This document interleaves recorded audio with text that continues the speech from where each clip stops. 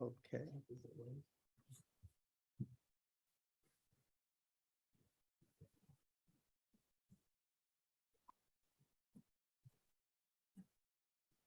So good morning, everyone. And my name is Ivor Ambrose. I'm the managing director of the, oh, someone else coming in here. Hang on. Oh, we came in at the beginning. We came in too early here with Katarina's presentation. Sorry. And I will just do this. There we are. Now then, good morning, everyone. So I'm Ivor Ambrose from the European Network for Accessible Tourism. I'm handling the admissions to the webinar. So I've made this presentation for the introduction to this webinar for a peer learning group on active aging through sport and accessible tourism for the Senior EcoNect project. And this is a Horizon 2020 funded project, which runs from July this year through to June 2024. We'll tell you more about the project, and let's go straight ahead to the agenda. It's split into 2 hours. The first hour, we'll hear from our president, Anna Grazia Laura, and the CEO of EPSI, Alberto Bici. And then throughout the morning, we'll have in the first hour myself talking about accessible tourism and silver economy. Emiliano De Ferrari and Caterina, who are both working with INAT, will talk about the value and volume of senior tourism, designing tourism services for all, followed by an introduction to sport innovation and the silver economy by Antonello Marega, the president of EPSI, and then healthy lifestyle for all, presented by Panos Papageorgiou from EPSI. And then we hope to have a guest speaker with us, Mirto Ranga, who is joining us. She's the CEO of 50 Plus Hellas, a Greek non-profit organization. In the second hour, we hope to have a very open and free exchange with the participants, the stakeholders, as we call you, on themes and different questions that have appeared from either your experience or from the presentations that you've heard today, and how we can better understand how accessible tourism and sport fit into the silver economy. And then the all-important thing, which is really the focus of this workshop, to help to coordinate among the many networks that are working in silver economy, but perhaps don't know each other yet, because that's one of the main aims of this project. So without further ado, I think I would take you to just see where we have, yes, that's my presentation coming later. So Anna Grazia, if you would like to kick off the presentations, the floor is yours. And I will stop sharing the screen for a while so you can be in full screen. Okay. Okay, Ivor, thank you. And good morning to everybody. I am excited to open this webinar organized within the framework of the Horizon European Innovation Council and SMEs Executive Agency, which funded the project Senior EcoNet. We will focus on active aging, and we will examine 2 main areas which may help to reach this goal: accessible tourism and sport. But what is the real meaning of active aging? Who is involved and why? The World Health Organization has outlined a strategy to promote the health and enhancement of the person over 64, referred to as active aging, which intends to promote a different conception of aging, starting from a new role and enhancement of the person over 64 within society. It's a way for individuals to realize their physical, social, mental well-being through the course of life, and to participate personally in a society that, for its part, provides adequate protection and care. The word active refers not only to being physically efficient, but also to continuing to participate in the economic, cultural, civic life of the community. Thus, active agency means being active or being formally or informally active in one or more spheres of the social sphere: labor market, volunteering, social relations, lifelong learning, caring for family members with disabilities, being a grandparent, etc. Or even in the personal sphere, such as leisure activities, hobbies, tourism, gardening, music, etc. Freely choosing the activity or activities in which to engage depending on one's aspirations and motivations.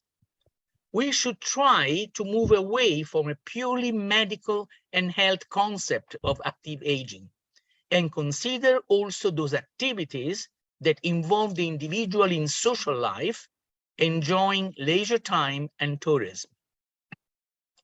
Why do we refer to it as accessible tourism? Good access is fundamental to ensuring the comfort, safety, and well-being of every tourist across the tourist value chain. Seniors deserve the same attention and quality in the provision of tourist services, which is required by anybody with specific access requirements. With the aging of the population, we anticipate a steady increase in the demand for accessible tourist services due to the increasing incidence of disabilities, impairments, and age-related illnesses and health conditions. These trends requires a strategic integrated response by public and private enterprises, both at destination level and as individual businesses.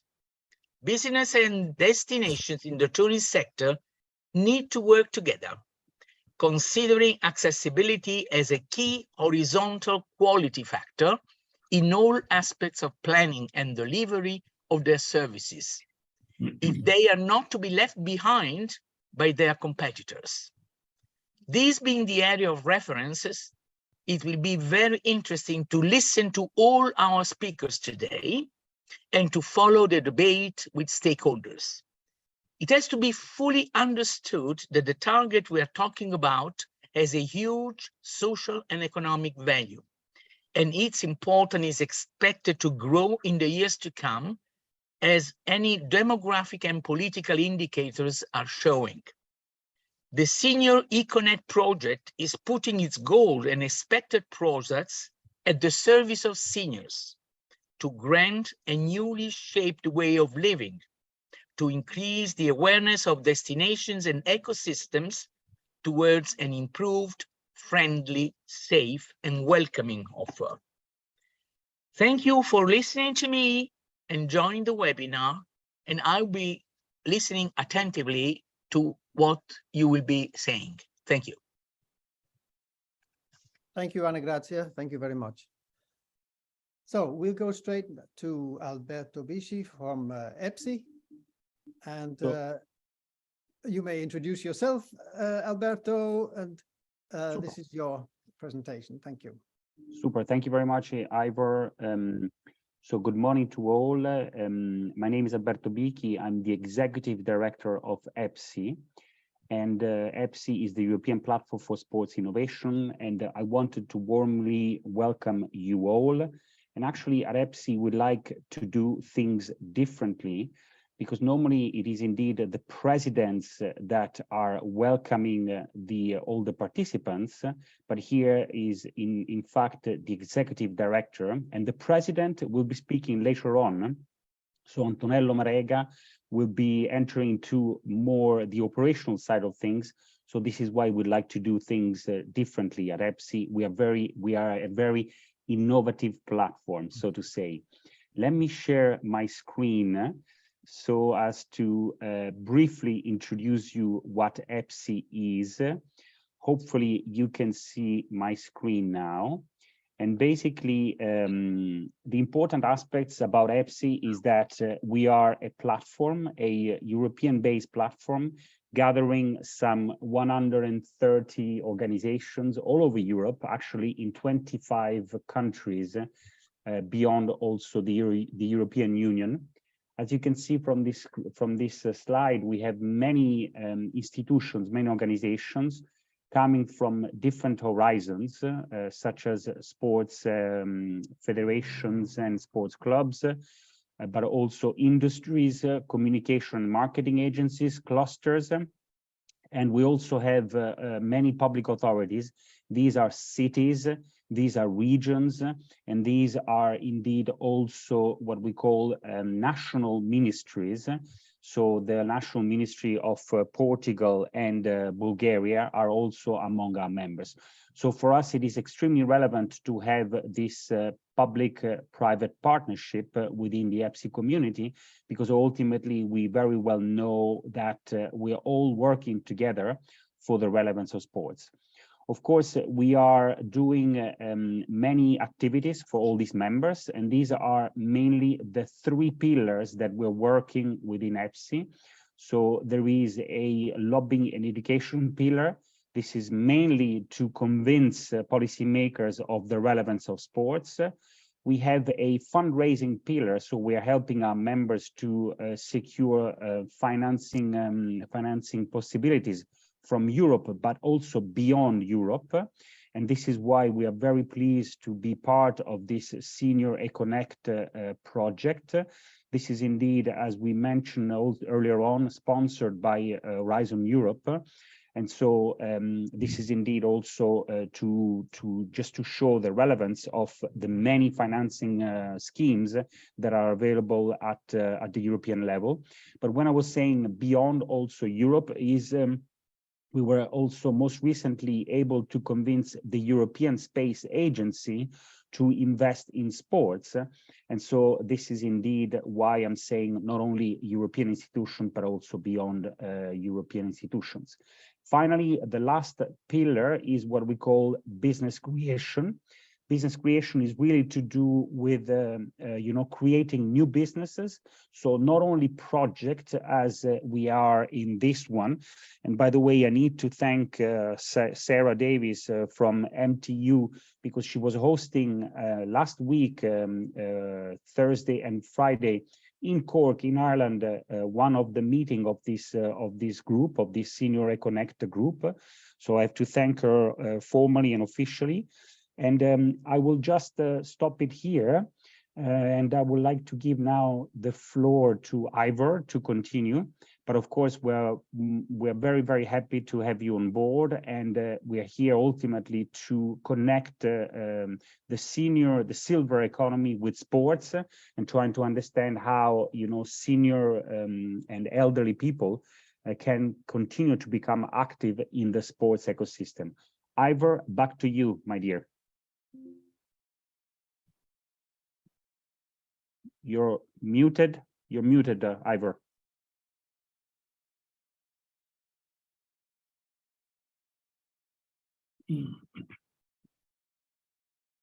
Here we are again. Hello.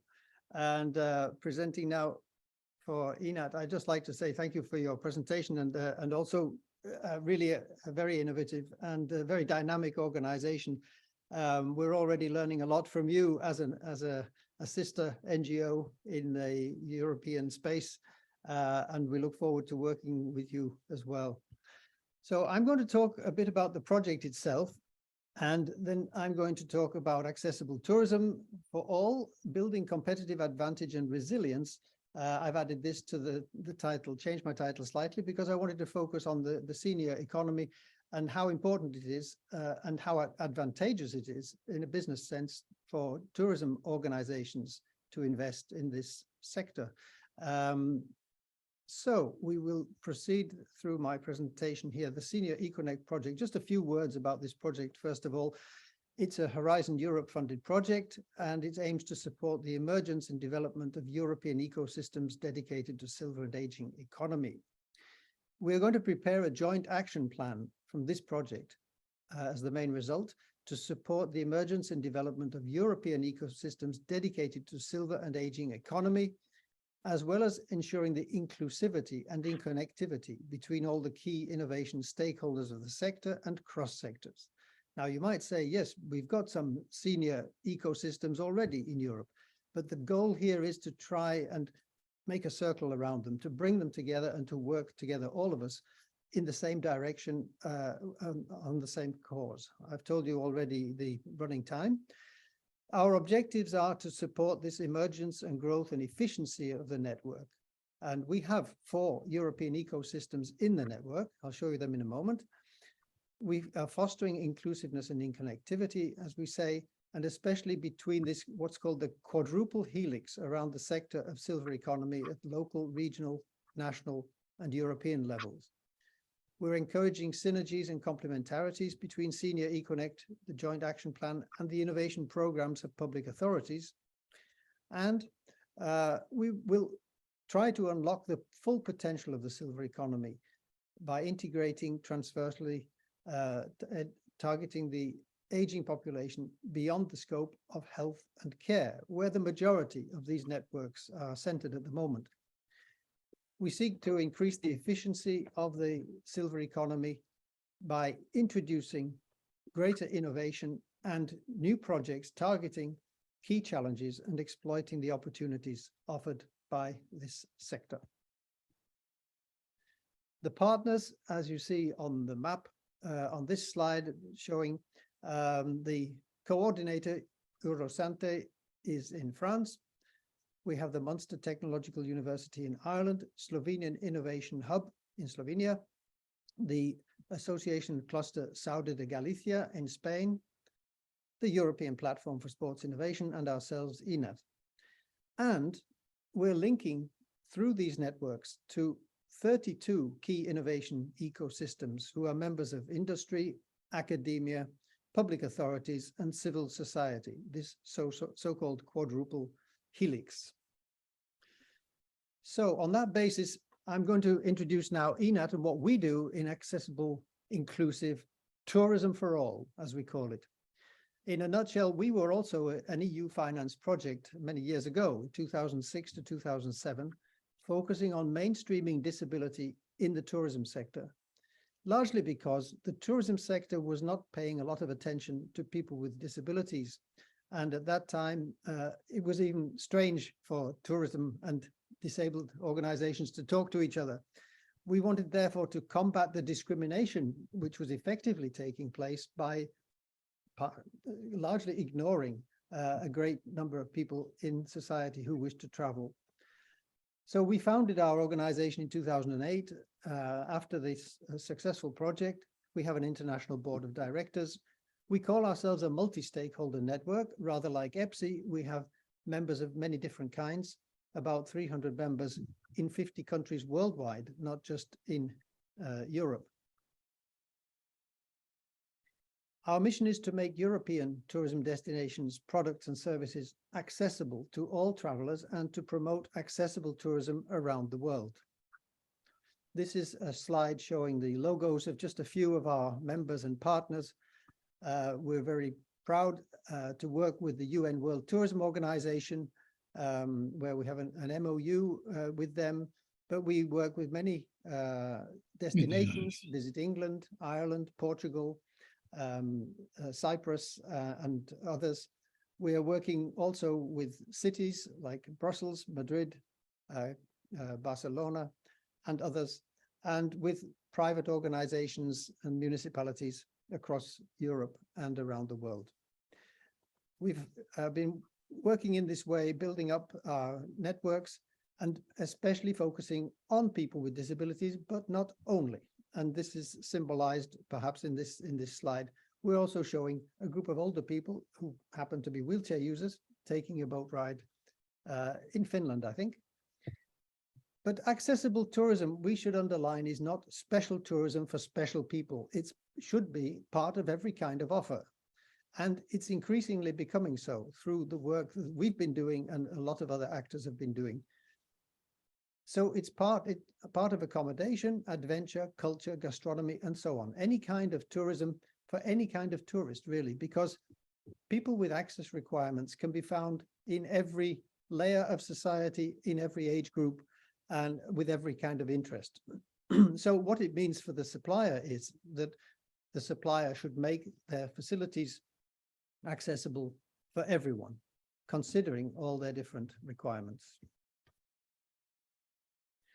So now some words on the silver economy and this key factor, which is so important, so crucial to the businesses. Will I get a return on investment if I focus on this market? Now, as I've already said, it's a very diverse market, and the following speakers will also tell you more about that. But in the silver economy, what are we talking about? Well, this refers to the economy of the older population, or the sum of all economic activities and the whole range of products and services that serve the needs of people aged 50 and over. So our project emerges from the acknowledgement that the silver economy responds to one of the greatest social, economic, and scientific challenges the EU is facing, which is the increasing proportion of older people in Europe. In 2015, people over 50 represented 39% of the total EU population and should represent 43% by 2025. So this is a rapidly growing number of people requiring accessible services. The silver economy integrates solutions targeted at older people that need tailored support to grow and to experiment with the target group using a citizen-centered approach. In our project, we've recognized that really the silver economy is very divided because it's a transversal sector covering a large range of areas: health, nutrition, sport, tourism, housing, etc., each with high innovation potentials. And it's an area which includes many types of stakeholders and organizations which don't always meet and connect, but could strongly benefit from each other's perspectives. And of course, as in many other areas in European policy and planning, there is an existing lack of homogeneity in the member states, also in the silver economy, with different regulations and reimbursement systems, etc., that differ from country to country, resulting in fragmentation and inefficiencies across the sector. So if you're in the tourism business, and I'm perhaps talking to just a few of the stakeholders in this meeting, but this is to illustrate what our point is, you should start planning for access from day one. Don't wait. Consider ways of investing in good customer experience. This means making sure that your website is accessible to people with disabilities, to follow the Web Content Accessibility Guidelines, which are established by the W3C organization, to start making renovations to make your premises and facilities more accessible. Check what you have, make plans. To start designing tourism experiences that are accessible for everyone, and not to consider people with access requirements as an external or even an add-on market. They will be with you, and they are your existing customers who age and then acquire some access requirements. So accessible communities are what's needed as well. And this requires new partnerships in destinations and regions. We think it's important to start work on these things, but also to measure your progress. So it means that businesses and destinations should gather data on this field, because we're missing good data on accessibility in tourism generally. And there are, of course, some very easy things to do. So it's not a totally impossible mountain to climb to start working on accessibility. Smile, ask, how can I help you? Pencil and paper are very good to have handy for people who may have difficulty communicating. Why not a water bowl for assistance animals? And 100 other small things. We have a whole catalog of things that can be done for almost no cost. And then, of course, the key thing is that staff need to be trained and recruited so that we can work better, all of us work better to serve customers better. They should know about the customers. They should know about their own attitudes and their own ways of communicating. Work and learn as a team to have good cycles of information and feedback, and seek out talent for your business from diverse backgrounds. Include people with disabilities in your team, and this will help you give a better service to everyone. On the heavy issues of capital investments, this is something that should be done in phases over time so that you spread the costs and avoid expensive mistakes. And that's all I wanted to say on the silver economy and accessible tourism for now. And we can talk further about this later. You're going to hear, or now you're going to hear from my colleague, Emiliano De Ferrari, who is in Brussels, and then Caterina, who will add some other comments on accessible, on universal design. So Emiliano, over to you. Thank you, Ivor. So let's try to go deep into the concept, okay, of the value and the volume of the senior tourism, okay? Just let me know if you see the presentation and if I'm going to presentation mode. Yes, so far, and full screen. Is that coming? Yes. Great. So let's talk about the value and volume of senior tourism, and but to do that we have to let's try to use a bit of logics, and let's start from what is the state of art of tourism sector in these years, and not to let's say forget what has happened and what is happening in these years in the world, and the various threats that tourism have had in these years. As you perfectly know, that tourism was one of the most rising economies, fields in the world.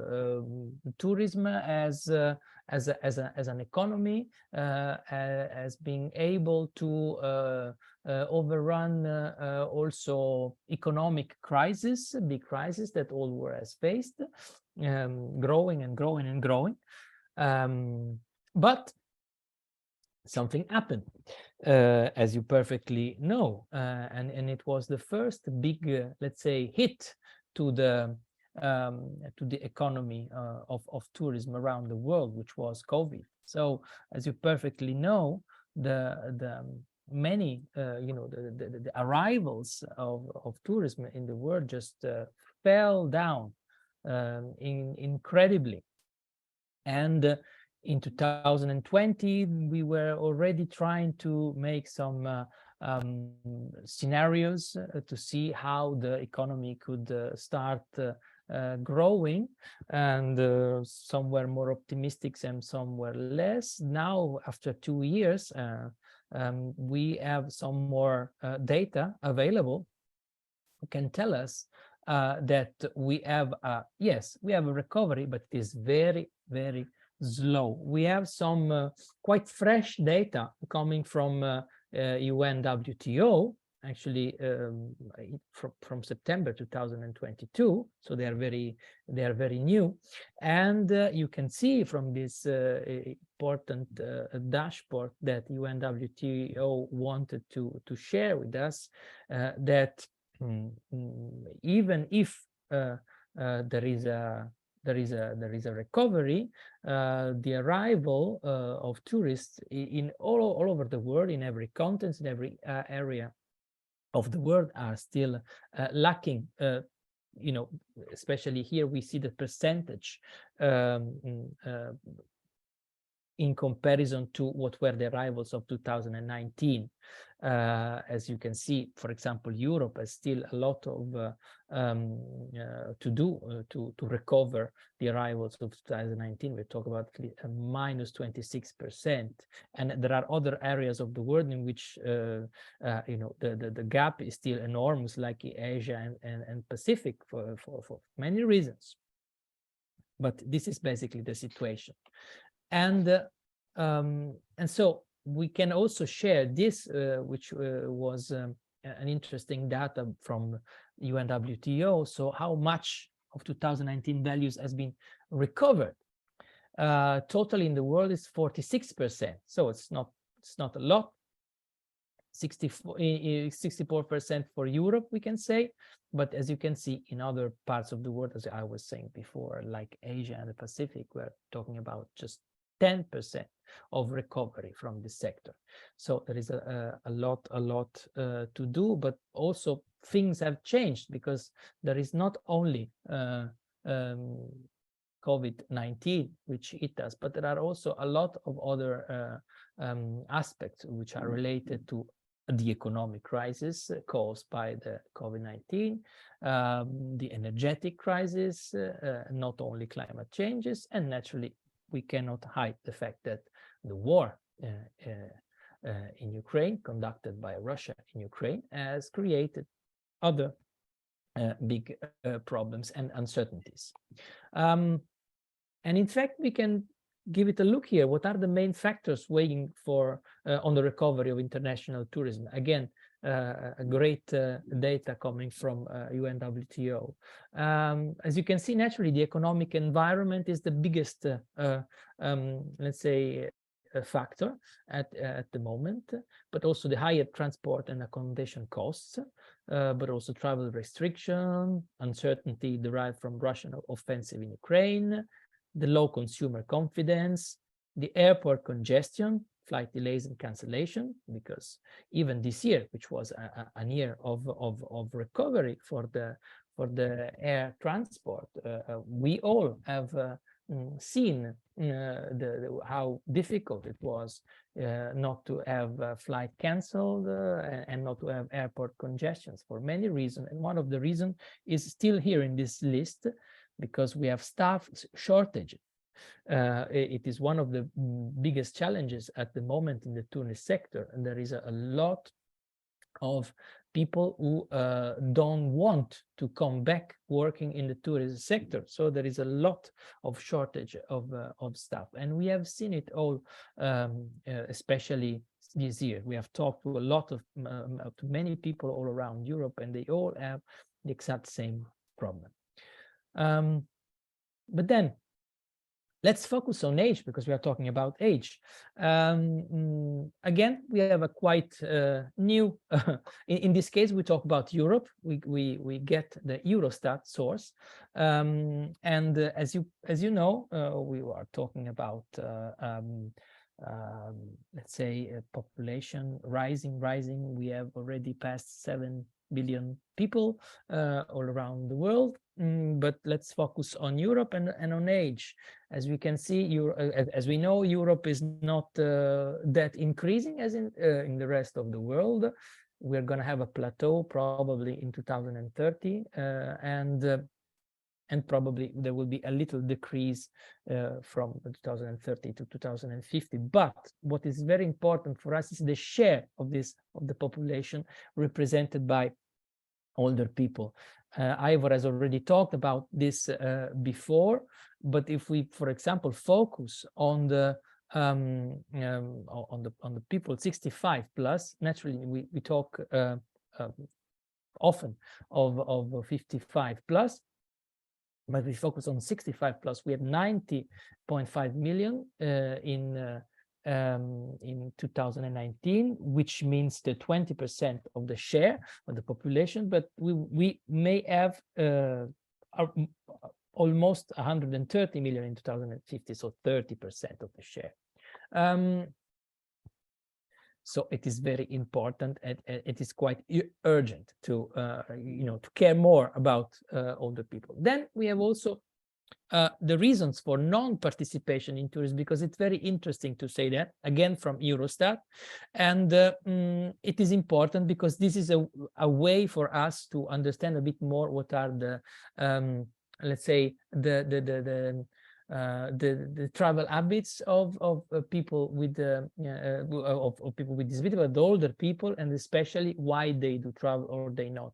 For example, if you can see the difference between the ages, the financial reason is not that big and big prominent for older people than in other let's say, age class. But as you can see, the biggest threat and the biggest reason is health. It's the biggest hindrance for older people. And health is related to disability, and disability is related to accessibility. That's why we are this data is quite important for us. But we also have another interesting data, again from Eurostat in 2021, and we have the reason to choose travel. And this is not divided per age. This is a common, let's say, set of data. And as you can see, naturally, one of the most important reasons to choose to travel is the cultural offer of our destinations, the natural environment in the destination, and the price. It's kind of typical that why do I choose a destination or not. But as you can see, it is quite prominent and quite important also the aspect of accessibility of services and activities for all. Talking about children, we talk about older people and people with disabilities. So the reason to choose a destination is a lot to do with its accessibility. And as we said, so seniors are 65% of the accessible tourist market. We have 1 in 5 persons in the European Union who are over 60. But the point is that seniors from Europe take 6 to 7 trips a year. So it's quite important to cater for them. They have the most discretionary income. They are more active and they are more youthful. And interesting, they take most overseas trips. They tend to use more and more the airplane, for example, to travel. And for example, linking older people and people with the reduced mobility is quite interesting as a fun fact. This is a data comes from 2018, but it's interesting to remember because it's still the case when we talk about passengers with reduced mobility. The annual growth, this is what the European Regions Airline Association was saying, in the annual growth of people with reduced mobility numbers is at least 6 times that of the overall rate of passenger growth at many airports globally. So this is quite interesting, again, as the case, and we were talking about return of investment before. So this is quite interesting. Again, let's talk about the fact that people don't travel. There are some people who travel alone, but especially people with disabilities tend to travel with companions. And we have, let's say, as a number, we have the number says 1.9, so almost 2 companions per persons. And if we look at the target of older people, well, they also tend to travel with 1.6 companions as average. And as we have already said, they stay longer, they spend more, they make more repeat visits, and they travel throughout the year. Okay, so that is very important to put in mind. So what happens? Let's do a very last little summary of what we said before. What were the main messages until 2019? Well, we were saying that tourism numbers were rising, that tourism receipts were growing, that the global population was aging, and there was an increase in demand for inclusive experiences. Then in 2020, things changed. So we had to basically cancel at least 2 of these bullet points. So tourist numbers and tourist receipts. And so we had to cancel this from our data, but we had to add some more aspects which are very important for us and we have to take into consideration, which is the stronger focus that businesses dealing with tourism and destinations dealing with tourism have to do on the sustainability, on the hygiene, on the inclusion, on the accessibility, on the safety and the comfort. So we are recovering markets now, trying to improve quality and meeting the demand for higher levels of customer service. And that's it for me. So I pass the ball to Caterina now. Thank you.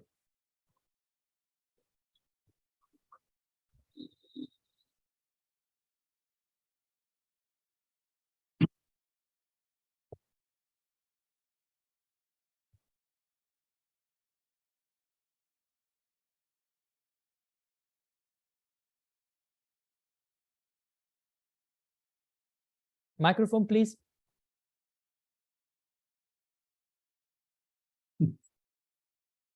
Okay, can you hear me now? Yeah. It's not. No, it's not here.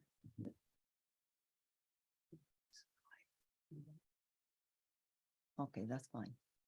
Okay, so I will be talking. My background is an architect as well, so I will give you I will talk to you about designing tourism services for all, focusing on universal design with some examples as well. So let's see what is universal design and how it contributes to accessibility and to the focus of our project. Universal design is the design of products and environments to be usable by all people to the greatest extent possible without the need for adaptation or specialized design. The intent of the universal design concept is to simplify life for everyone. And the concept targets all people of all ages, sizes, and abilities.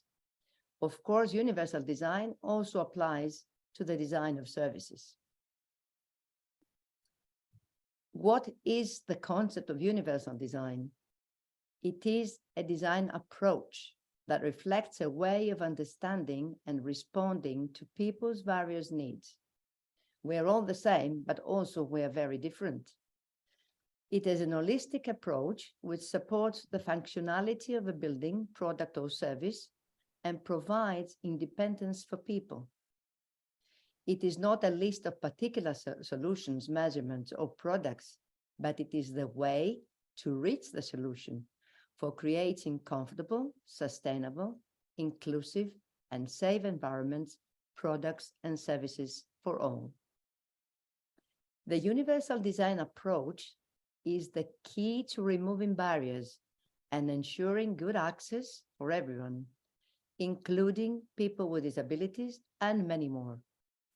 It is also a precondition for offering safety and comfort to all users, and therefore improving the quality of environments, products, and services. There is a big misconception. There is a misconception that accessibility only concerns people with disabilities.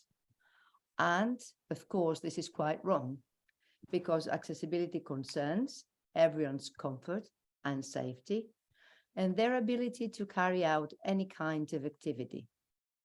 It applies to all people with obvious or hidden impairments and problems, and also issues that can eventually arise, all these issues, on a holiday trip or in the rest of one's life. If we understand this, then we will understand that universal design has to be a first priority in everything we do or plan or design. Let's see who are the people that we are designing and planning for. Who are the users? Who are the tourists? It's everyone. It's people with disabilities, it's people with other access requirements, it's people with older people, is people with dietary requirements, is parents with small children. And as I said, older people also are in this group, who are maybe frail or tired easily or have disabilities due to old age, people with long-term health problems. But talking about older people, we have to keep in mind they are active in life, participating in everything, participating in sport. And also they do want to travel and enjoy new experiences.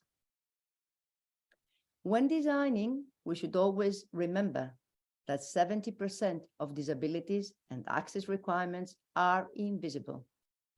People with a hidden disability may include people with a temporary disability, persons with long-term health condition, persons who are frail with age-related health problems. Let's explain what is the universal design to understand more why it's so important in the design of products, services, and environments. The universal design concept is based on several principles, which are the following. The design is useful and marketable, equitable use. The design is useful and marketable to people with diverse abilities. And here you see the example of a tourist boat, which is designed to be easily accessed and with adequate space for passengers who are using a wheelchair and also for any other passengers. They can all go together on a boat ride. Flexibility in use. The design accommodates a wide range of individual preferences and abilities. Here you can see the example of a wardrobe with an adjustable clothes rail, so it can be comfortably used by both standing adults and seated or short persons. For example, a wheelchair user or a child. Simple and intuitive use. Use of the design is easy to understand, regardless of the user's experience, knowledge, language skills, or current concentration level. This is the example of a tab, which can be simply operated with one hand, and it is also very easy for everyone like this child to understand how to use it. In airports and in places like this, we can see many times these tabs with some smart pictograms, and you've been wondering how to use them. So to understand how to use easily a product is very important. Perceptible information. The design communicates necessary information effectively to the user, regardless of ambient conditions of the user's sensory abilities. We can see the example of, very well known to all of us, of lift control buttons, which are designed to provide information of stops in alternative formats. In particular, they have numbers with color contrast to the panel and information in Braille or raised numbers. The numbers are illuminated, and probably there's also hearing announcement of stops for those who cannot see. Tolerance for error. The design minimizes hazards and the adverse consequences of accidental or unintended actions. This is an example of a large glass panel with horizontal continuous markings, which are not decorative, but is a warning for those who might not notice the glass surface and accidentally collide with the panel. Low physical effort. The design can be used efficiently and comfortably and with a minimum of fatigue. The example is an entrance door, which can be operated by push button on the side without requiring any physical effort. It could also be a fully automated door. This design is quite suitable for the young lady with a broken leg and crutches in the photo, who is not able to open a door manually.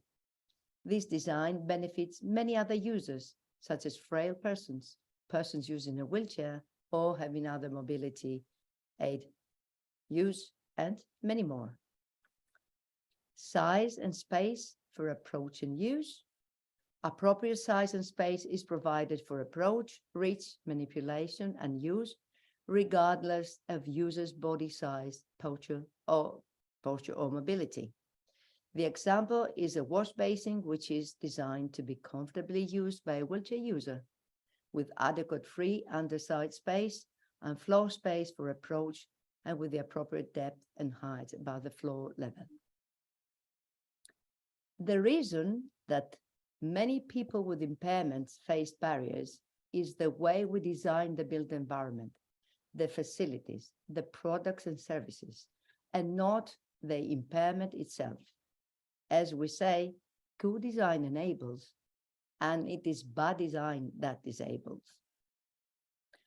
I will go through very quickly through some examples of good practice. As we said before, it applies to all the chain in tourism and to all public spaces, accommodation, archaeological sites, beaches, services, everywhere. So some examples in public areas. This is the outdoor area of Versailles in Paris. The picture shows the original rough cobblestones with the before indication, which made it very difficult to move around for wheelchair users, parents with baby pushchairs, and older persons with walking aids. These have been replaced with smooth cobblestones, which makes it easier for everyone to move around when visiting the site, especially for those using mobility devices. Another example of universal design. A staircase with a double handrail at 2 different heights is a very good example because it's suitable for adults and children who are shorter. But it's quite the opposite in the left-hand side photo. When you see the bar design of the handrail at the stairs of the right the right side of the stairs of the new bridge in Venice, which is quite difficult for everyone to hold on. Bar design disables and it's also not safe. And another example, showers in hotel bathrooms. Rolling showers, as shown in the photos, are good examples of universal design, ensuring comfort and safety for everyone and also for older people. Guests who are wheelchair users or have mobility problems can roll in, and guests who may have an injury and use the showers in comfort and safety. Always provided with support grab rails for the safety of everyone, as indicated with the oval shapes.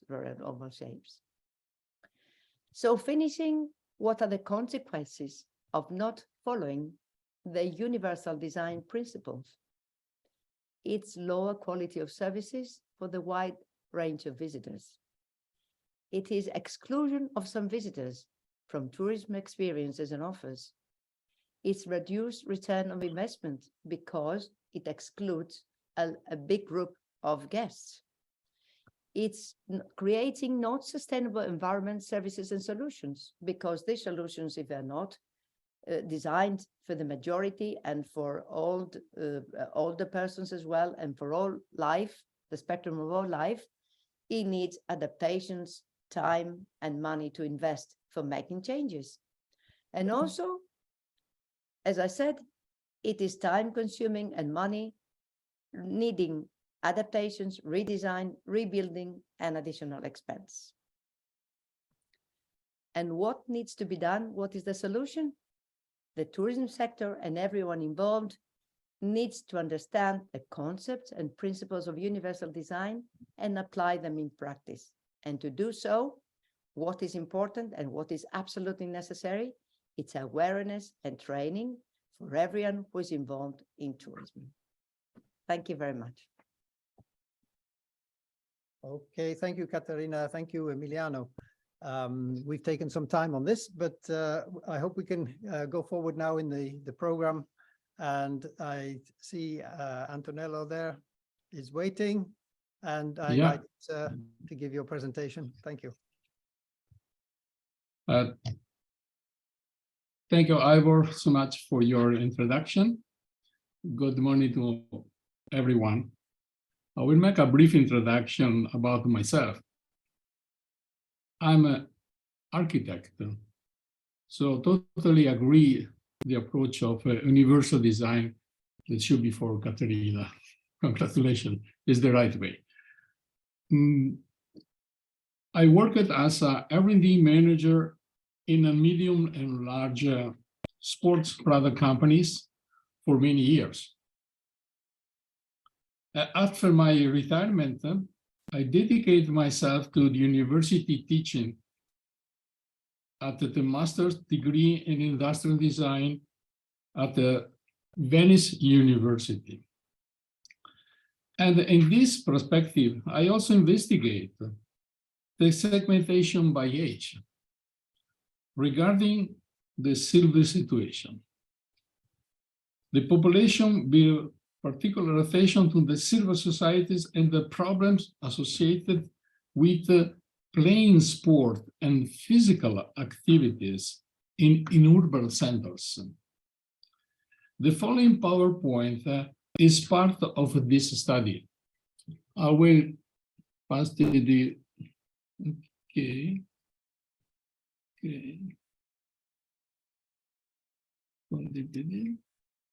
Okay.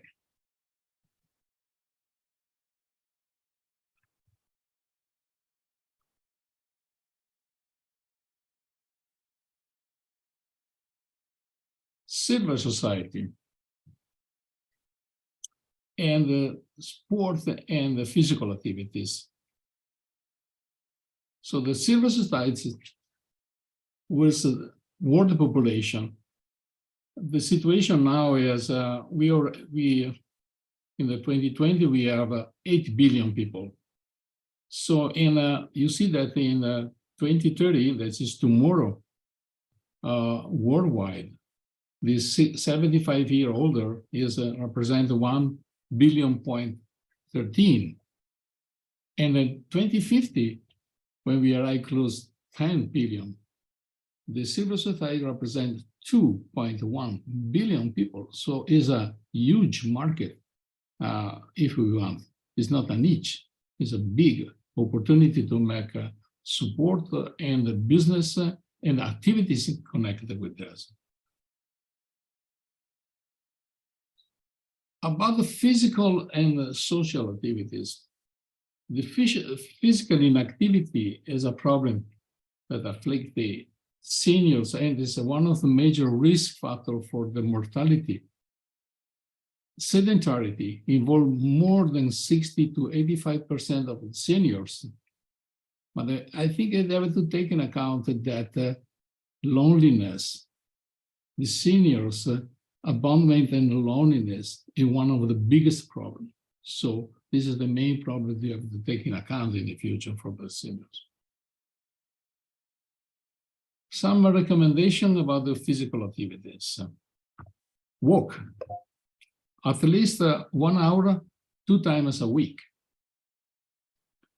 Muscle strength and exercise and balance training, half hour, at least 3 times a week. Aerobics and stretching, half hour, at least 2 times a week. Swimming and water aerobics, cycling. Please take in account that don't push too much to elderly people, to civil society to run, because the impact on the body is terrible in some cases. Pathologies and disabilities. This is we have to take in account when we make a sport on the physical activities. Don't forget that most of the senior have arthritis and arthrosis problems.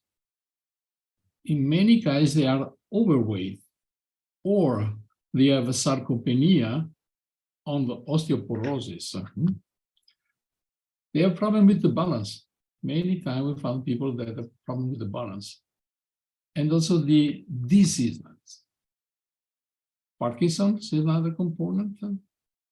Cardiopulmonary problems. In many cases we found this. Problem with the hearing. The view, also they have some limitation in the view. They are not the same view like the young people. And in some cases also they have problem to speech in the proper way. Sports. We make sport, we want to make sports and activities. Take this number. 28 to 35% of people fall 1 time each year. 42 for those over 60 years of age, and of 1.6 to 8.9, depend of the countries, must be come to hospital for the mission. So they have a very big problem when they fall down. We take a look at the risk factor of the fall.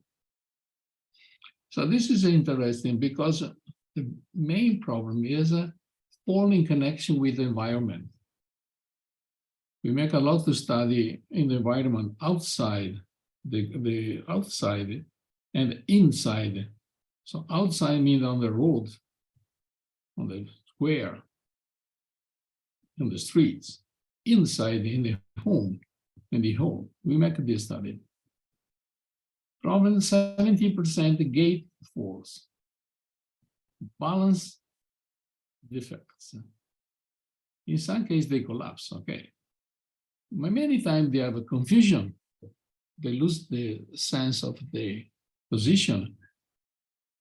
They have vision problems, okay, and other question. But it's interesting also see also inside in the apartment at home they have problem. The falls at home 25% in the kitchen, 22 bedroom, 20% of stairs, bathroom 30%. So it's important also for elderly people design inside the apartment.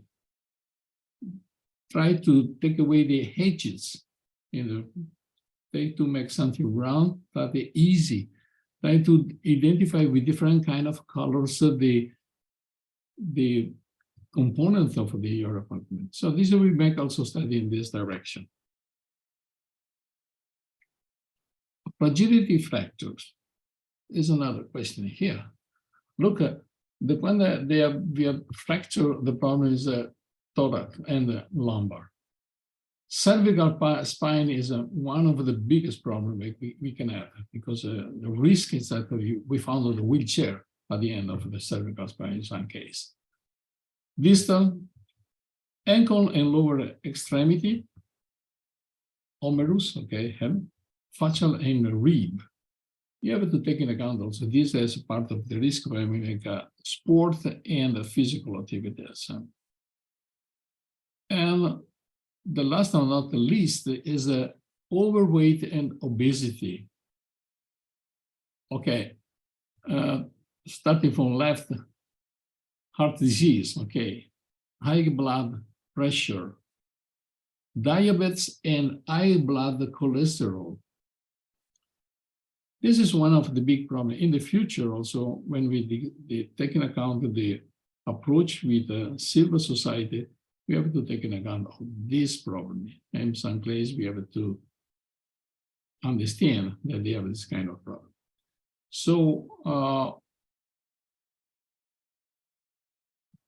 thank you so much for your attention.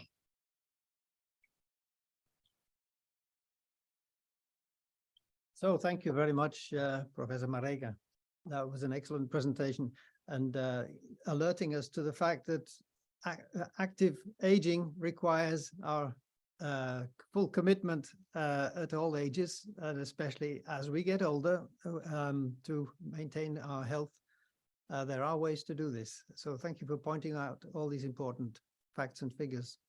And now we'll move quickly to Panos Papageorgiou, who is going to say some more words about sport innovation and the role of EPSI in this work. Panos.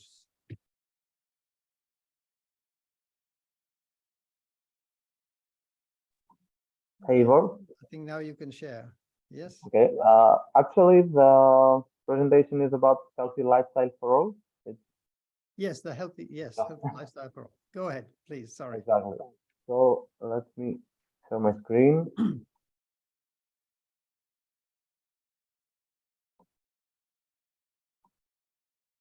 Okay.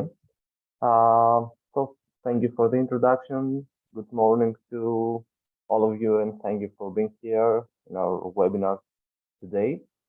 Can you make this full screen, Panos? Sorry. Sorry, is it full screen? Can you make it full screen? I see it as a full screen. I'm not. Make it in presentation mode. You need to. What about now? Panos, you need to share your screen and not the presentation. Okay, so. You're using two screens, yes.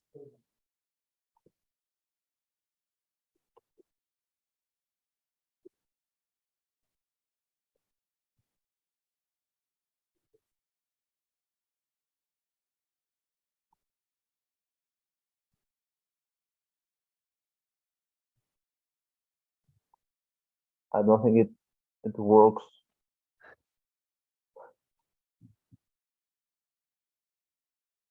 Okay, please press on. That's okay. Okay.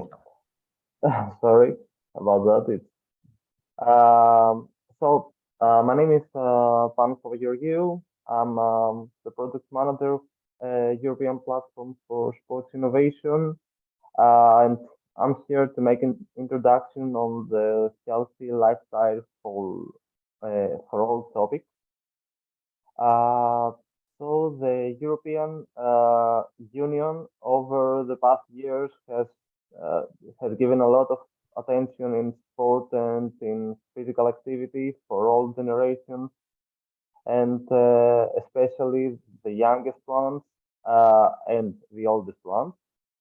Uh, Healthy Lifestyle for All is a 2 years campaign launched by the European Commission with an aim on promoting healthy lifestyle for all across generations by linking sport and linking active lifestyle with health, with food, and other policies. Active aging is also part of the silver economy strategy of the European Union, while sports for all is one of the Erasmus Plus key priorities. So according to the recently issued Eurobarometer on September 2022, about the sport and physical activity for European Union citizens over 55 years old. Here are the main stats about it. It's 4 out of 10 people over 55 years old in Europe exercise at home, while another 4 out of 10 exercise outdoors, and 2 out of 10 they exercise on their way. So the main reason for Europeans over 55 years old to exercise is, according to them, to improve their health. While some other main factors are to get fitter, to relax. It's a matter of aging and of their physical performance. 1 out of 4 over 55 years old people drop out of practicing sport due to some disabilities or illnesses, while some other main factors here are the lack of motive, the lack of interest, or of course the lack of time. Now, according to the World Health Organization directions about adults over 65 years old, World Health Organization proposes that these people have to do at least 150 to 300 minutes of moderate intensified aerobic physical activity. They should also do muscle strengthening activities at moderate or greater intensity. That these activities involve all major muscle groups and on 2 or more days per week, in order to provide additional health benefits. People over 65 years old have also to limit the amount of time they spend being sedentary, and replace this time with physical activity of any intensity. This way, that will provide them with, of course, health benefits, and also that will help them to reduce the terminal effects of high levels of sedentary behavior on health.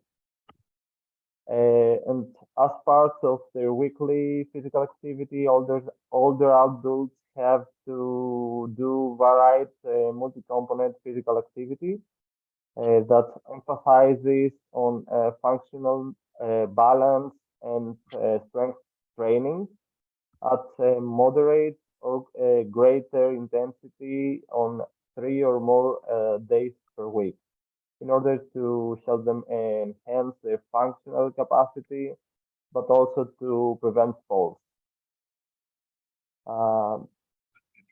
to make a small recap on how does sport help older people, it's the main pillars are to prevent the diseases, to improve their mental health, to decrease the risk of falls, to aid them be more social active, to enhance their social engagement, but also to improve their cognitive function. So according to existing research, these are the four main pillars on how to trigger more older people to participate in sport and physical activity. We have to emphasize to the social aspect.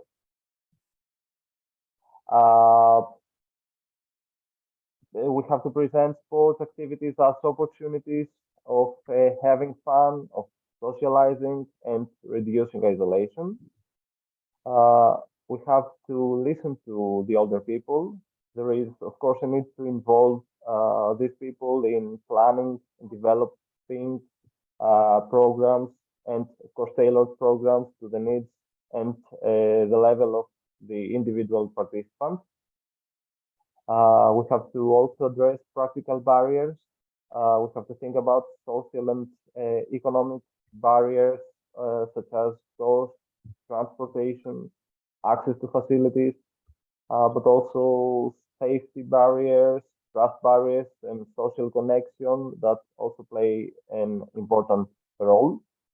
And last but not least, we have to avoid the stereotypes when developing new programs, new projects. We have to avoid stereotypes and promoting the best things of being older in order to participate in this kind of programs. So thank you very much.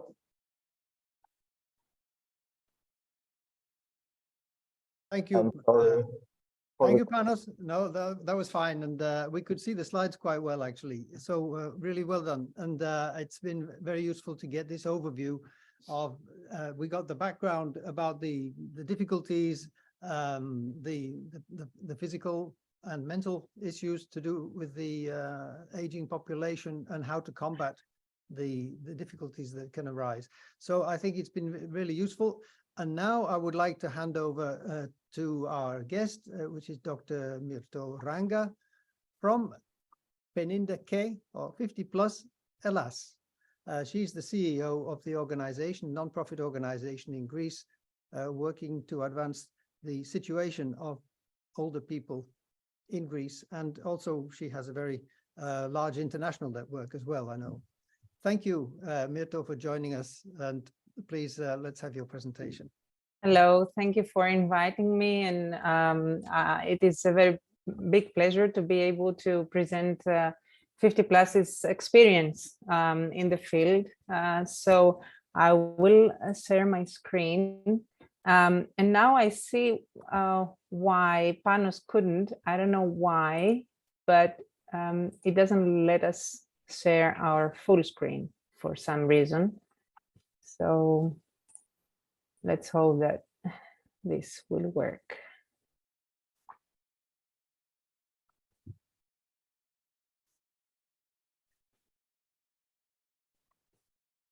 Can you see the full screen or not? Not yet, no, but you may be able to click in the option down at the bottom in the right-hand side, the little symbol for the full screen. I already have, but it doesn't show. It doesn't let me share my screen. It lets me share my, it lets me share my window for the presentation, but not the screen. But it's clear from here. Anyway, we can okay, I can do it again and see what happens. Ah, yes, now I can. Yes?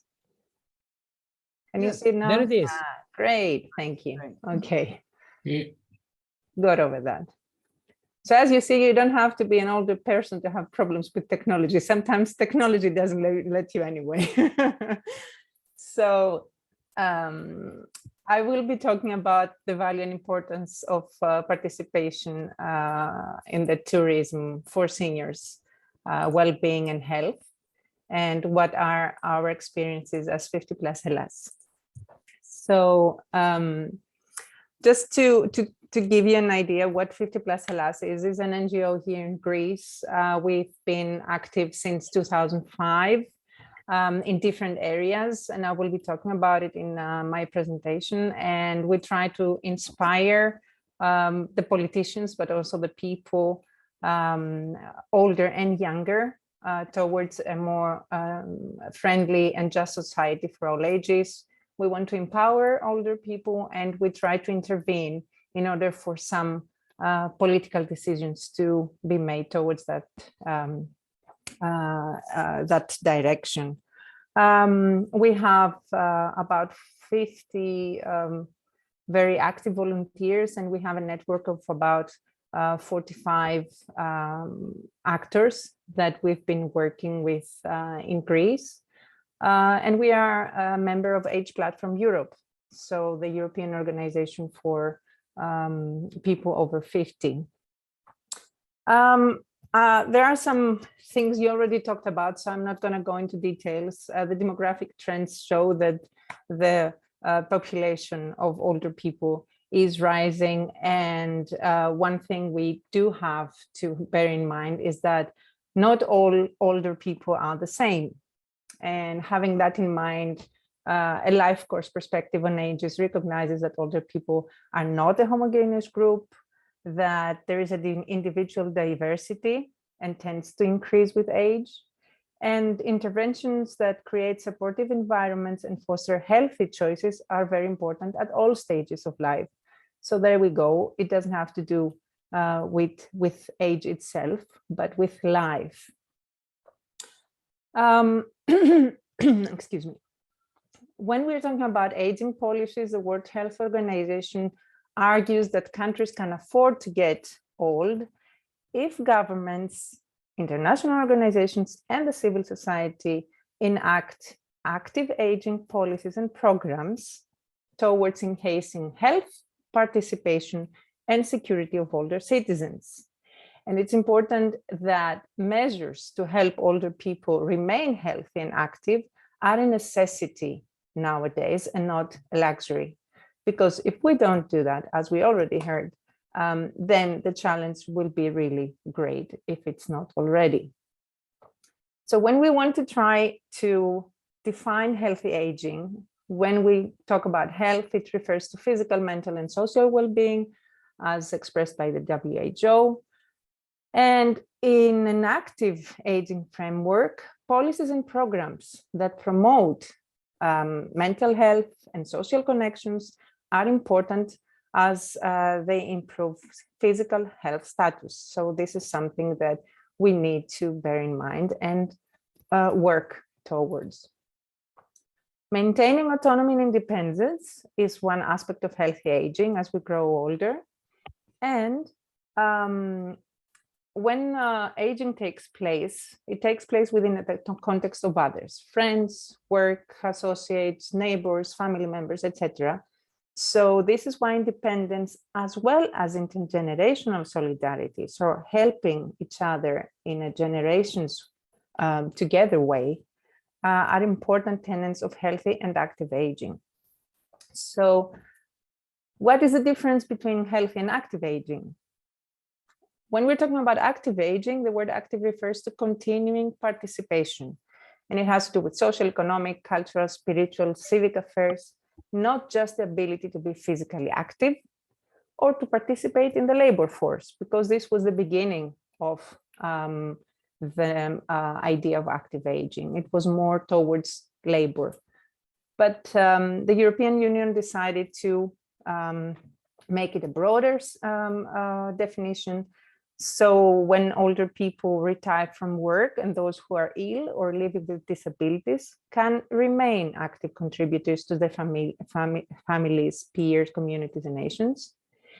Active aging is the process of optimizing opportunities. So being able to have access for health, for participation and security, to increase the quality of life as we age. The other thing is that active aging aims to extend healthy life expectancy and quality of life for all people as we age. It's not only about frail, disabled, and in need of care. It's about everyone who wants to get older. If we don't get older, then something has happened before that. So when the term active aging was adapted, it meant that it has to do with conveying a more inclusive message than healthy aging. So it doesn't have to, it doesn't include only health, but also recognize factors more than that. And that would be, for example, the recognition of human rights. And as the United Nations principles state, is the rights of independence, participation, dignity, care, and self-fulfillment. So all these needs and rights need to be taken into consideration when we're talking about active aging. It shifts from a needs-based approach to a rights-based approach, which is the rights of people to equality of opportunity, equality to access and treatment in all aspects of life as we grow older. And of course, it supports the responsibility of older adults to exercise participation. When we see the determinants of active aging, we see that there is a flower, so to say, that includes health and social services, behavioral determinants, personal determinants, physical environment, social determinants, economic determinants. And all these work together to provide active aging. But when we take into the tourism business, excuse me, it looks like that as well.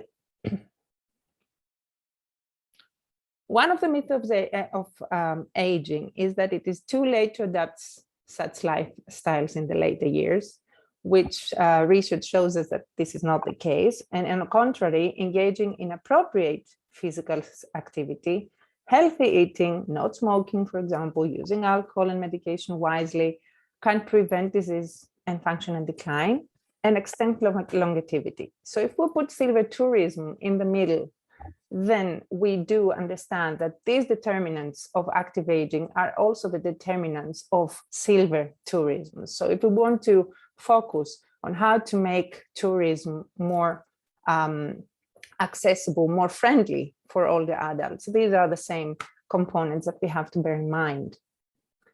So what would we say is the role of tourism in active and healthy aging? Well, tourism is seen by the European Economic and Social Committee as an opportunity. It's an opportunity for relation building, for personal development and social integration. And there is research backing that up, showing that the net beneficial impact of tourism on self-rated health may operate through several mechanisms, such as improvements in tourist cognitive functioning, healthy lifestyle, self-esteem, family and social relations, and psychological and spiritual well-being. And all these, when a person is participating in a tourism, in a traveling activity, is an effective way to promote healthy aging.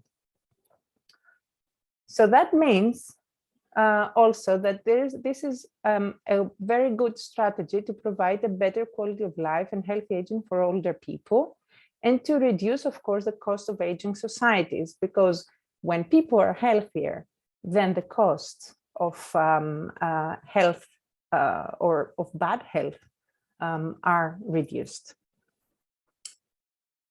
So what do we mean by age-friendly environments? This has already been told, so I'm just going to go very briefly into that.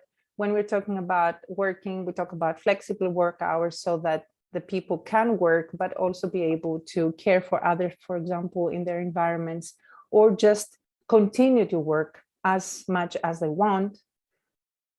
We're talking about well-lit streets and accessible toilets, and having the opportunity to access all areas. We're talking about exercise programs in order for mobility to be maintained.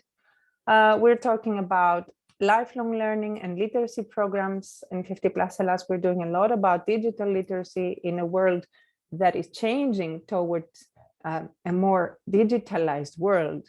Older people do have less access into those services. So it's very important to give this opportunity and access to older people to learn about these technologies.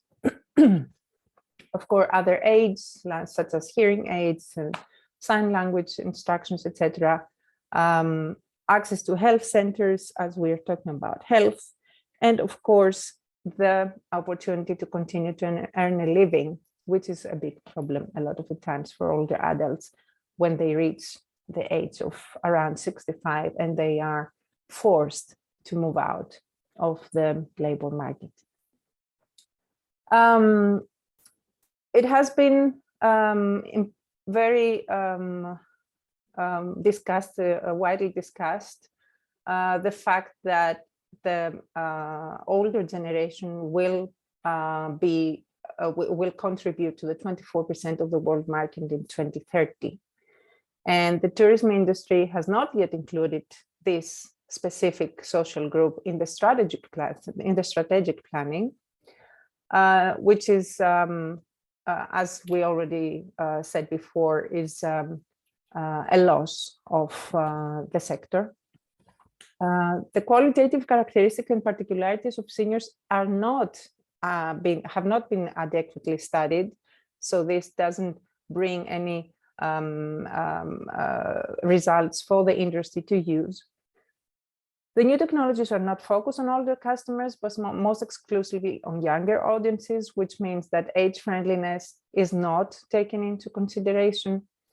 And tourism enterprises are incapable of responding to demands and needs because of this lack of information and education trainings.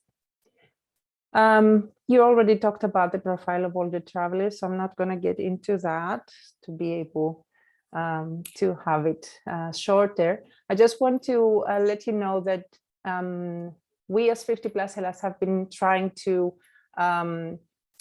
focus on how we can train, but also sensitize the tourism market by having two basic projects. One of them is the Silver Tour project, which is about digital marketing, competencies development for the silver tourism expert.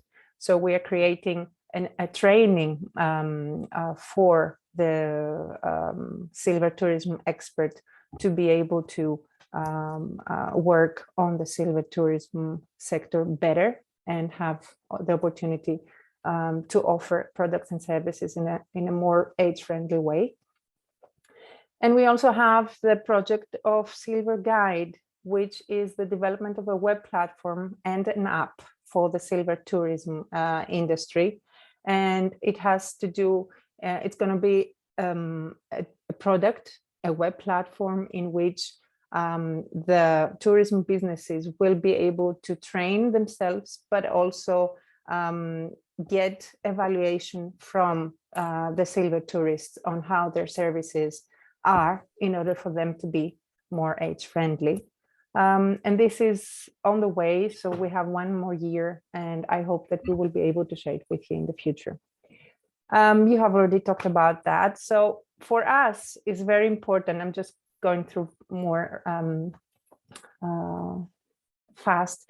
For us, as 50+ Hellas, is very, very important to, first of all, to create campaigns in order to work against stereotypes in the businesses, in the tourism businesses, in older people's heads as well, because self-image is also very important to change. Build coalitions in European, but also international level to move towards that direction. Empower older people themselves with digital literacy and campaigns towards active and healthy aging, but also develop environments, and technologies.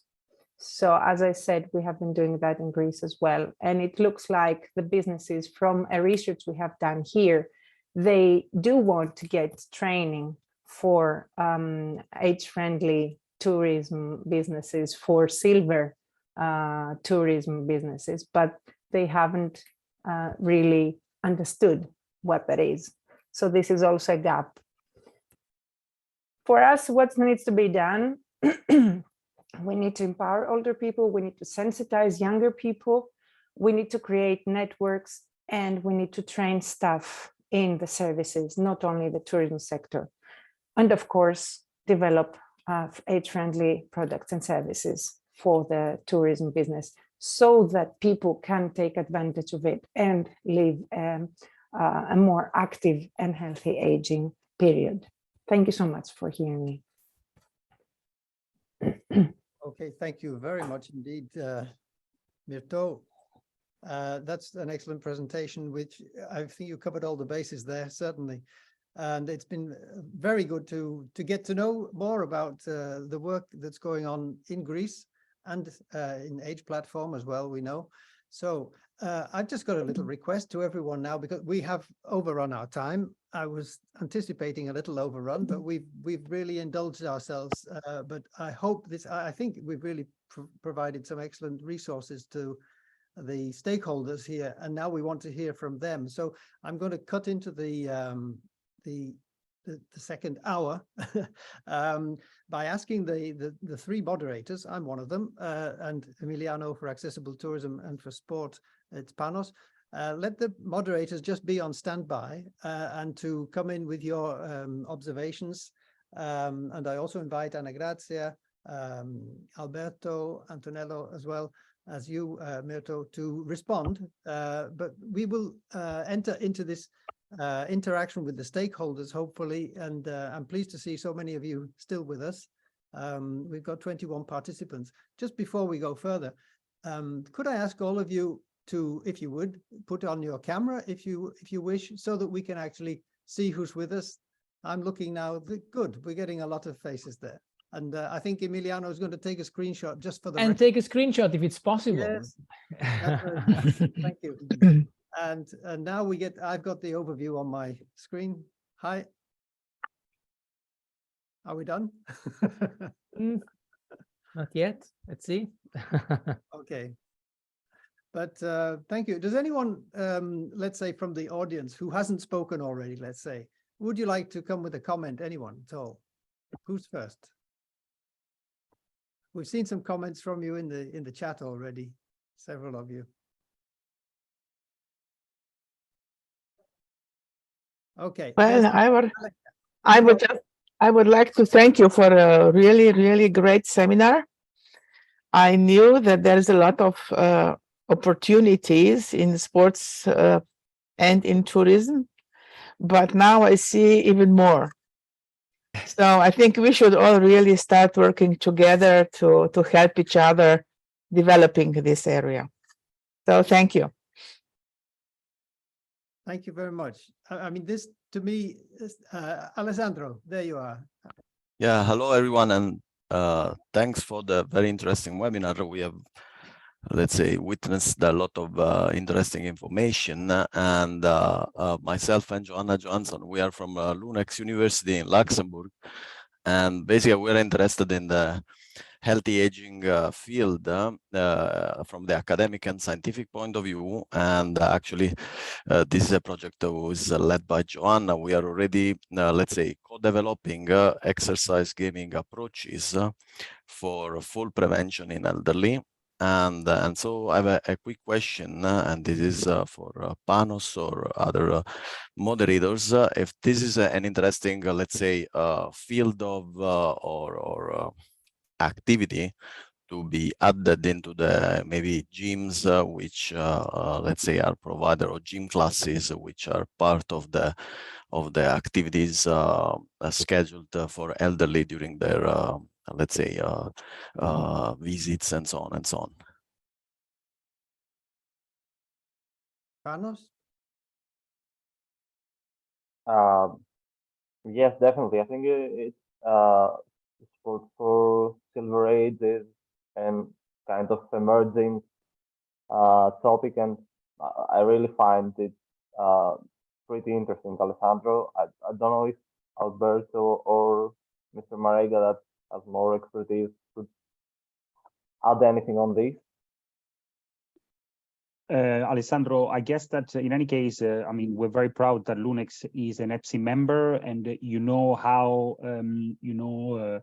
bottom-up, our bottom-up approach. So each and every one of our members is very keen to, I would say, move forward with any kind of major topics.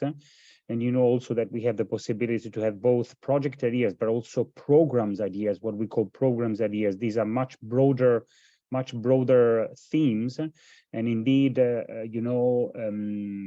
this could, the silver aspect, the silver economy could inevitably be one of the program themes that we could definitely try to develop further up together, also for the future, so as to ensure that there will be a strategic political attention within the EPSI community towards this very important topic, Alessandro. Mm-hmm. Okay, thanks. Good, thank you. I think it's very important that the universities play a strong role here, and I hope you've been encouraged and by the level of expertise that you've heard today, Alessandro, and that we're all on the same page.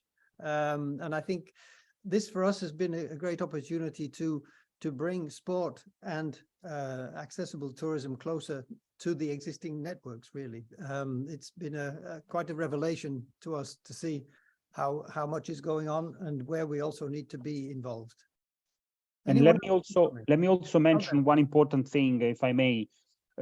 This silver economy topic was also very clearly stressed by our president Antonello Marega during our last General Assembly, which we organized 1 month ago now, actually 2 months ago, sorry.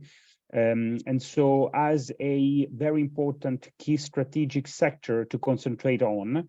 And so I guess that here I'm just revealing the fact that not only from an operational standpoint, so bottom up coming from our members, but also as a top-down approach, this is coming from the President Marega, that has very clearly mentioned that this was a very important topic to concentrate on. So I just wanted to mention this, Ivor. Thank you. Yes, thank you.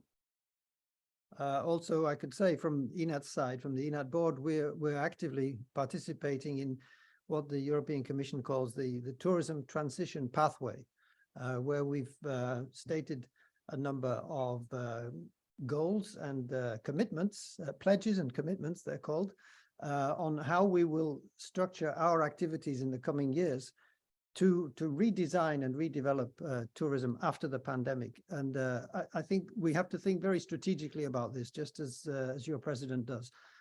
We have to work together and pull on the right strings, because this is a way of getting more visibility for the whole ecosystem in the silver economy.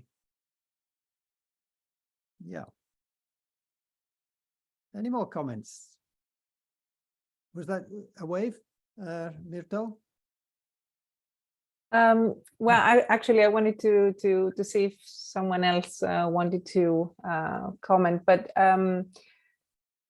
one of the things that we as 50 Plus organization in a country that is tourism is one of the biggest industries in Greece, of course.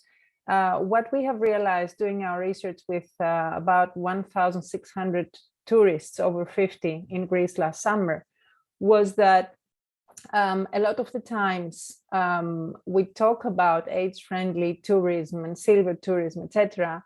And we have to be careful when we use these words so that we don't cause a kind of new stereotype or a new stigma or a new, how can I say that, a new negative word for older adults, because we talking with the tourism industry, we realized that they seem to not wanting to use words like silver, senior friendly, etc., so that they don't get stigmatized, as they say, as businesses.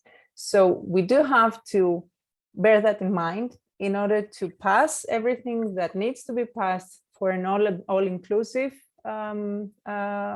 universal design, as you already said, but not use the words that might bring a negative effect to that.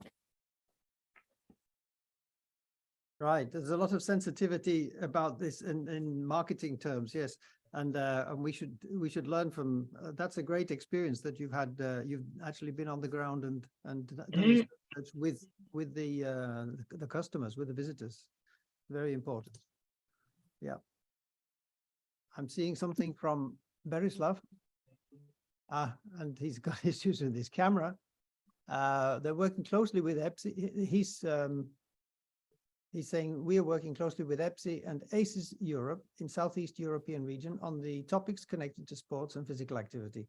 And there's a link there to a LinkedIn page where we can get more information. So we will keep the meeting chat, of course, after this recording. Alberto was raising his hand. Sorry? Alberto maybe wants to talk. Alberto, yes. Yes, thank you. Thank you very much. I just had a question for Mirto, actually. Mirto, in your introductory remarks, you were referring to the Age Platform Europe, if I understood it correctly. Can you expand a little bit on this platform? You know, where they're based, I guess in Brussels, but you know, I'm sure that you're a member of this platform. Yes. And maybe I would be interested also to exchange contact details, because of course, being all here as a European platform would be nice also to have a contact with them. Mirto, please, thank you. Yes, definitely. Age Platform Europe is a European organization as an umbrella organization for all organizations for people over 50. In Europe, they have about 150 members, if I remember correctly, as organization members. And they represent more than 40 or 50 million people over 50 in Europe. So it's a very important organization. It is based in Brussels. And one of the basic issues that they deal with is advocacy on a European level. And they work also as how can I say that, as a counselor to the European Parliament. So yes, we are a member since 2005, and I would like to invite you all to get into their webpage, Age Platform EU, and have a look, because together we are stronger, as they say. They do a lot about age-friendly environments, age-friendly technologies, etc. So there are a lot of things to learn from each other throughout this network. So it would be great if more of you can join. And anyway, we can assure that we are in touch with the Age Platform, and they are informed of the initiatives coming from Senior Reconnect project. So Great. they are part of the, let's say, not only mailing list, but just they get information from us. Great. Thank you.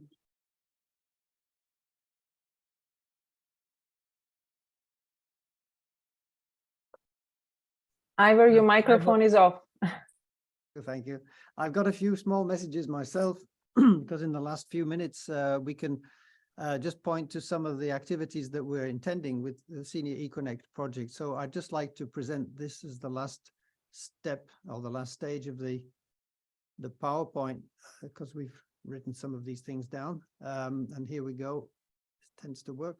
So just to give you a briefing on the next steps, this list was actually shown in the announcement of this webinar. Who are the stakeholders, and who are you, and who are those that we're trying to get in touch with? It's all of these, the public authorities and so on, industry, academia, civil society, and other actors. And the important thing for us now is to reach out and continue to other people to join this, what we call a peer learning working group. In fact, we're working group number 4. We have 5 working groups. I'll show them to you at the end. So we're working group number 4, and this isn't just a one-off event, so we can have other webinars like this if we need them, but there is a roadmap for developing in the next steps. The partners of the project are going to write a handbook with recommendations and guidelines on how to support the emergence and development of innovation ecosystems dedicated to the silver economy. We're also going to analyze how to include the relevant stakeholders in our respective areas and what the ecosystem members need most and expect from the ecosystem, and especially how public authorities can support these ecosystems. And the handbook will support the planning of activities to deliver, planification.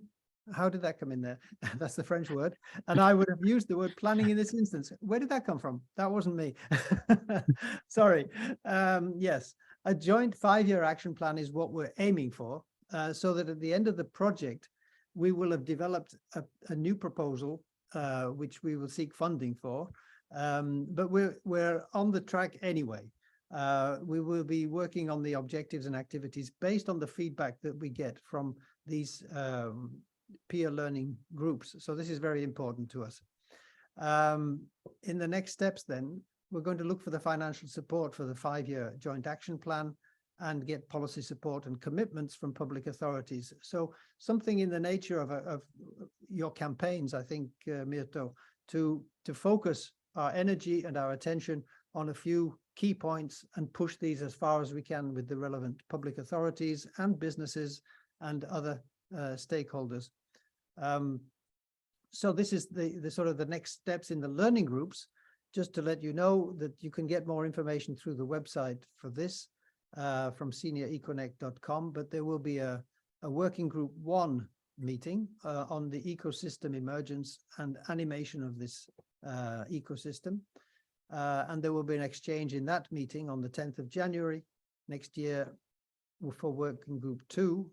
And this will essentially look at how to keep the working groups and the project alive and useful for the members. The working group 2 is looking at the expectations of the stakeholders regarding the project. So you're very welcome to join that meeting. When it's announced, you will see it. The working group 5 is looking at aging at home and nutrition. Working group 6, they're following in the February or later in the spring. And for this working group 4 on sport innovation, accessible tourism, you can keep in touch with us by signing up for the project newsletter at the website. There's a pop-up that comes there, or contacting us at ENAT or indeed at EPSI as well to get further information. So that's as far as we go today for the presentations.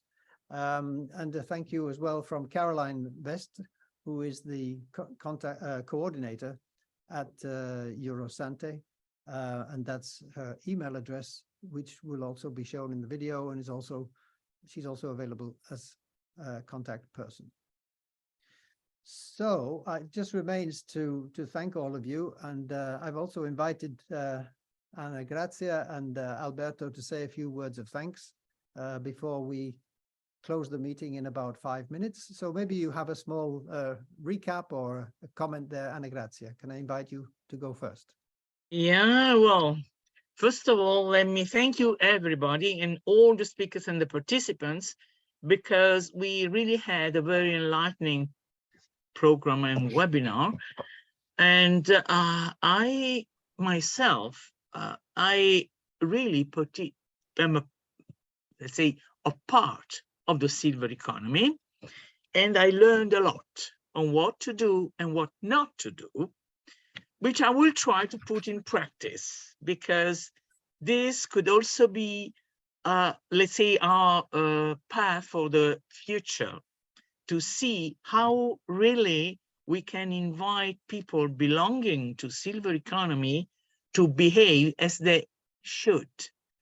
I promise that I will try to do it, and maybe we can check in the next meeting to what extent I did succeed. But I invite everybody to follow these webinars and to follow the project, because it's really giving a an enormous support to develop an ambience, an environment where people belonging to let's say 60 plus, I would avoid 50 plus now, because at 50 in Italy, for instance, we are supposed to work for another 17 years. So if we take 60 plus, they will approach better our target and give suggestions, but also give directions on how to move, particularly to all the bodies, private and public, as I said in my introduction, that have to provide support and services. Thank you. Thanks everybody for their valuable support and contribution. And I really look forward to see you again in the next webinars. Thank you. Thank you very much. Alberto, I will invite you if you could say a few words. Yeah, so of course, a immense thank you to all, and of course to Anat having co-organized this webinar with us. I will tell you maybe on my follow-up actions, because after every webinar or meetings, it is important to sum up on the different actions. So what we will be doing at EPSI is that based on Alessandro's input, as I mentioned, Lunex is already one of the EPSI members, so we will now open up a dedicated sort of program table on senior economy in general. And this is also based on the input given to us by our president, Antonello Marega. So this is definitely one follow-up actions. The second follow-up actions is that I will definitely now reach out to Age Population Europe, Age Platform Europe. So this is thanks to Mirto. So thank you very much, Mirto, for having hinted to us this opportunity. And finally, of course, we will continue strongly with the supporting this project, the Senior Connect, with all the many partners that I see here around the table, Gisella, Alenka, and many more. So very happy, of course, to be in this project. And again, thanks, Ivor, and Caterina and Emiliano, and of course, Anna Grazia, for all your input here. And we shall continue. So thank you very much. Well, thank you so much. And I think that both of you have emphasized the importance of the cooperation going forward. We've been delighted to be invited into this project from the very beginning, and to be working side by side with you in EPSI. A few things have popped up along the way here where I think we've all learned that, oh, we should take a look at that. Oh, we should take a look at that. Caterina also just whispered to me something as well that she hadn't noticed before so clearly, but would you like to have a very last word, Caterina? Yeah, so there is a work package on aging at home. So I just wanted to say it is very important that the new European standard on accessibility and usability of the built environment, the EN 17210, which I was a member of the group making the standards, has a clause on adaptable housing. And I think this is very important because adaptable housing is key for aging at home. How to design the houses so people do not need to leave their house and they can make reasonable adaptations to age at home. So that's very important, I think, for the project. And I just wanted to highlight this. Okay, thank you. So I'm sure we've all been left with some interesting ideas and to take forward. Thank you so much for being with us, everyone. Thanks again to all the speakers. I look forward to meeting you again here or somewhere else in cyberspace or in real life one day. Thank you. Thank you. Bye-bye. Thank you. Bye-bye. Thank you. Bye-bye. Bye. Bye. Bye-bye. Bye-bye. Thank you. Bye.